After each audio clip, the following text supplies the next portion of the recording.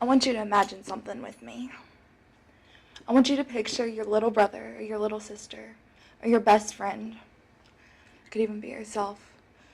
And I want you to picture that person really depressed and struggling. And they're so caught up in the thoughts and battles they face in their mind every day that they don't know what to turn to. And eventually they get tired of this battle, and so they turn to hurting themselves. They're too scared because of all the stereotypical things that are said about self-cutting to come out about it or to ask for help. They're too ashamed. According to Health Place, in 2013, 41,149 deaths were reported, making suicide the 10th leading cause of death in the U.S. If you break that down, that's a death by suicide every 12.8 minutes. And if you break that down further, during this class period, about 6 or 7 people died. So why is self-harm awareness so important? I'm going to give you some heartbreaking statistics. Some reasons as to why people cut, my personal experience with cutting and self-harm, and I want to share some information with you about recovery that'll hopefully convince you of its importance. But before we get started, what is self-harm? According to Mayo Clinic staff, the self-injury is the act of deliberately harming your own body, such as cutting or burning. It's typically not meant as a suicide attempt. Rather, self-harm is an unhealthy way to cope with emotional pain, intense anger, or frustration. So self-harm is anything you can do, from cutting to forcing yourself to throw up, or bruising yourself, breaking your own bones. It can be anything that you can do to hurt yourself. And it's not an attempt of suicide, and it's not an attempt of attention getting. It's because they're so tired of battling these thoughts in their head and so tired of fighting with wanting to kill themselves that they don't know where else to turn.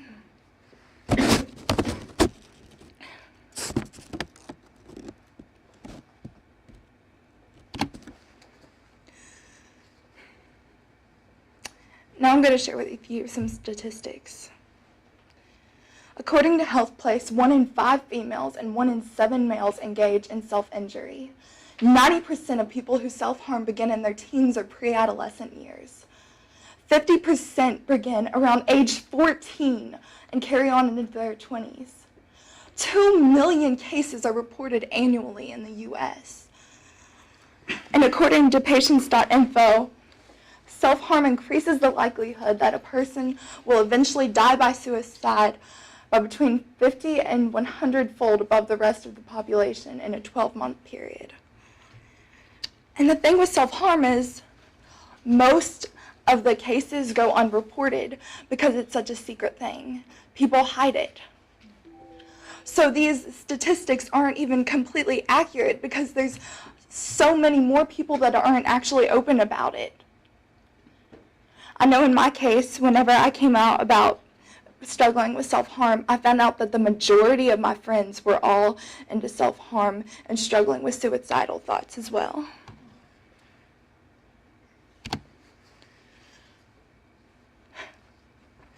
So here's the big question. Why do people self-harm? According to mentalhealth.net, they do it to distract themselves and alter the focus of their attention. They do it to release tension associated with strong emotions or overwhelming thoughts. To feel something physical when they were otherwise numb. They do it to express themselves or document strong emotions they are feeling and cannot otherwise articulate. They do it to punish themselves. They do it to express a temporary but intense feeling of euphoria that occurs in the immediate aftermath of self-harm.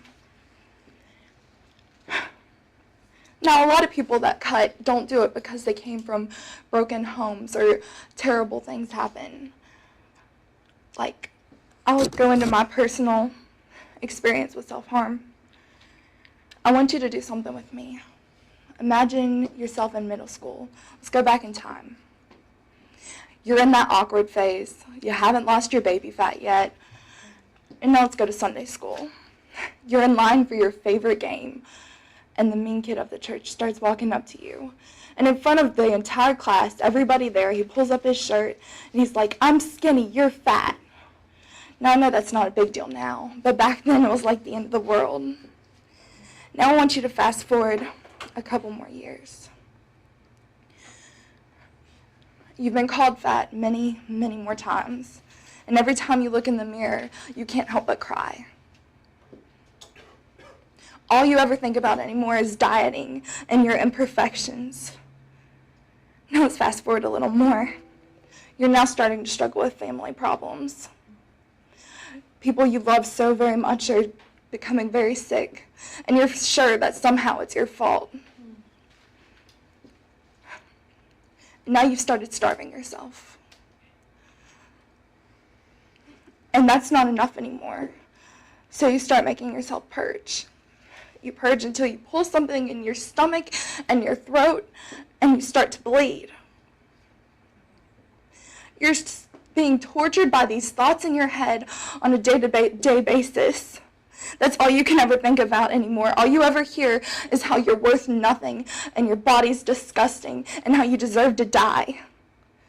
And so you scream. You lay on the ground and you just scream, not knowing what else to turn to. And you get so caught up in this place that you run to the knife and you cut yourself as deep as you can just to escape the pain that you're facing for 1 minute, just for that second of relief. And now let's go forward a little more. You've had some more family problems. And now terrible rumors have been spread about you. And now you've gone numb to the pain.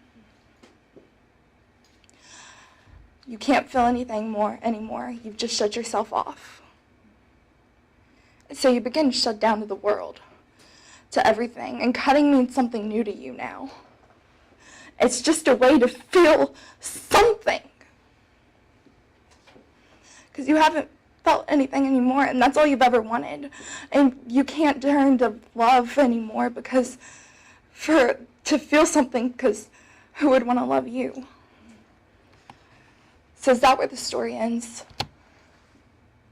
Is that it? I want to show you my favorite symbol. A semicolon represents a sentence the author could have ended but chose not to. The author is you, and the sentence is your life. Recovery is possible. November 7th, next month, I will be exactly 1 year clean of cutting. And that's incredible to me. Your past does not define you. Your mistakes, your scars do not make you who you are. I remember the first couple weeks and months of recovering, I was disgusted by what I saw in the mirror. All I could see was the gashes and just brokenness. But God began to put that back together for me. He put me back together, and He showed me how to love myself again. I wasn't able to look at the outside anymore, because that's where I got messed up. But He taught me how to look at my inside and learn to love myself through that. So in conclusion, why is self-harm awareness so important? I feel that maybe, just maybe, if we would be more open about it, if we would talk about it, if we wouldn't judge people for that kind of thing, that they would be more open to telling us when they're struggling. And that maybe, just maybe, then we could prevent a couple of those deaths that just happened as I was talking up here. I want to leave you with this verse, 1 Corinthians 10:13. No temptation has overtaken you that is not common to man, but God is faithful and will not let you be tempted beyond your ability. But with the temptation, He will also provide a way of escape that you may be able to endure it. Thank you.